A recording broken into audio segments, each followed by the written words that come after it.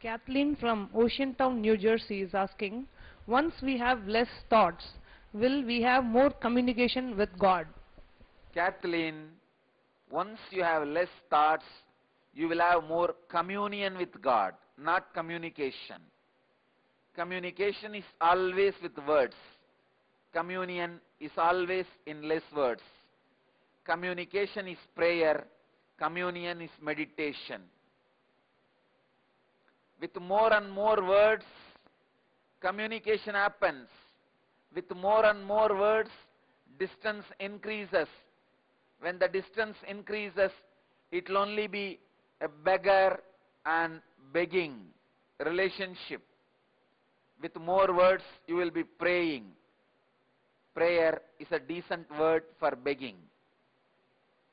With less words, there will not be communication, there will be communion. With more words, you will be praying. With less words, you will be becoming. So, with less words, there will be meditation, communion, becoming. You will not be a beggar. You will be shareholder of the cosmos. Ramakrishnan from Chennai, India. Most humble pranam, Swamiji. Is it good to conceive a child during this period of intense spiritual transformation? With humble pranams. Ramakrishnan, I'll recommend plan in February. Let this huge wave rise and settle down. February 2013, plan. That will be the right time to conceive a child. If you are planning for a child, plan February 2013, not before that. The next question is from Magali Laurent from France. Dear Swamiji, revered Master, how will the children react? Do not they have more easily than adults? Lauren, children are going to be really reacting positively because still they are not corrupt. They are not taught that thoughts are life. If the children are not programmed to believe thoughts are life and thoughts are very important for life, I tell you, they are going to really catch this restful awareness and use it for enlightenment. If the children are programmed, they are no more children.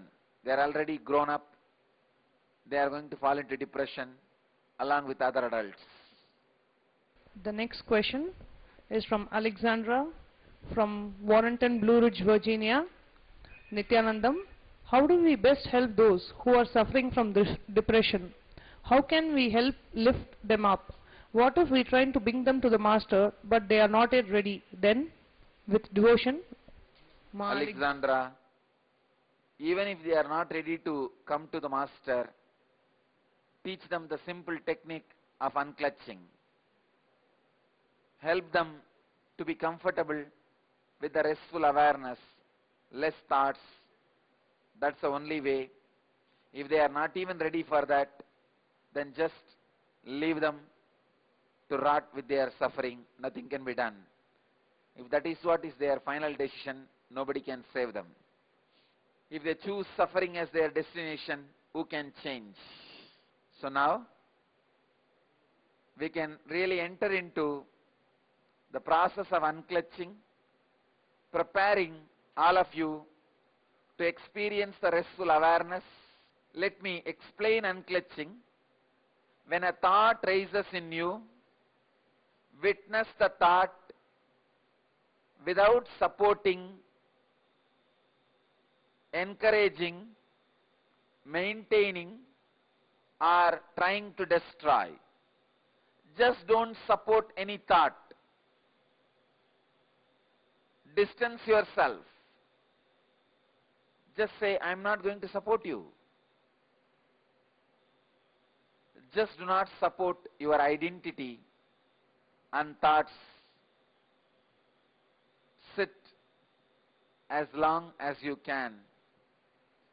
even if you feel bored, lazy, sleepy, depressed, all these are also expressions of your identity. Don't support any of this. Just sit in unclutching. Here I am also meditating with you all to push all of you as a whole group into the collective superconsciousness, to raise the whole group into the superconsciousness, into the restful awareness, to prepare and help you all in the conscious transition.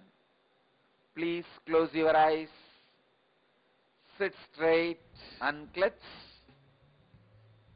From all the inner activities, relax. You can open your eyes. I bless you all for sitting with us all over the world in more than 1,500 places around the world, in 416 cities in 45 countries. Let you all achieve, experience, live, express, radiate, share, and explode in eternal bliss. Nithyananda. Thank you.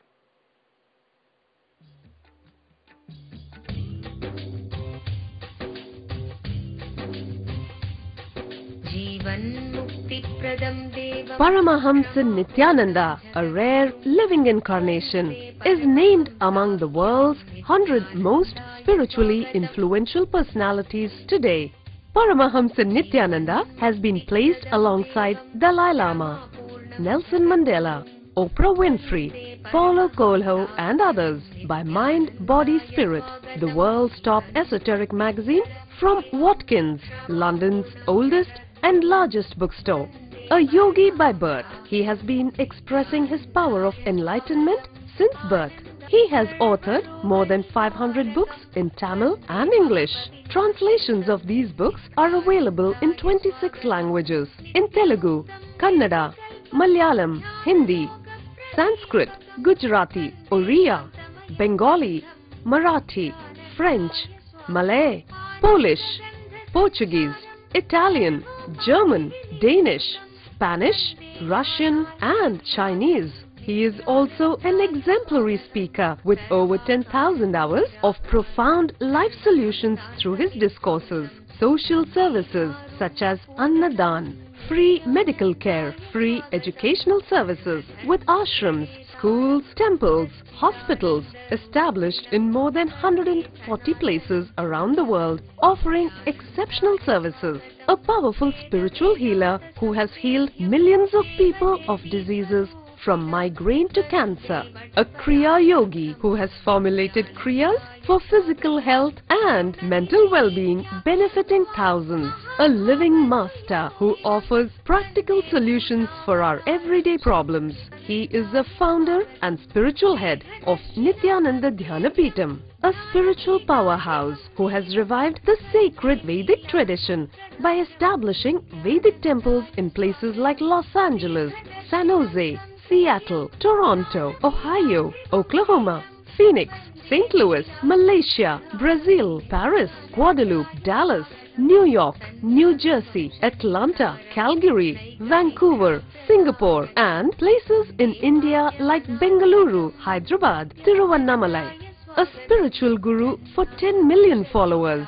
An incarnation who transmits the highest spiritual energy through initiation. A contemporary yogi who has revived the Vedic science of yoga worldwide through thousands of yoga centers. An adept in Ashtamahasiddhis, mystical yogic powers, who has effortlessly awakened the Kundalini of thousands and graced them with spiritual powers. A dynamic young guru who is an inspiration for thousands of youngsters. India's most watched spiritual guru online. A beacon of spiritual light who has triumphed over the forces of religious terrorism and political persecution. Paramahamsa Nithyananda is an eternal Kalpataru, blessing the world with the boons of material abundance and spiritual enlightenment. He is the 293rd Pontiff of the world's most ancient Hindu organization, Madurai Adinam.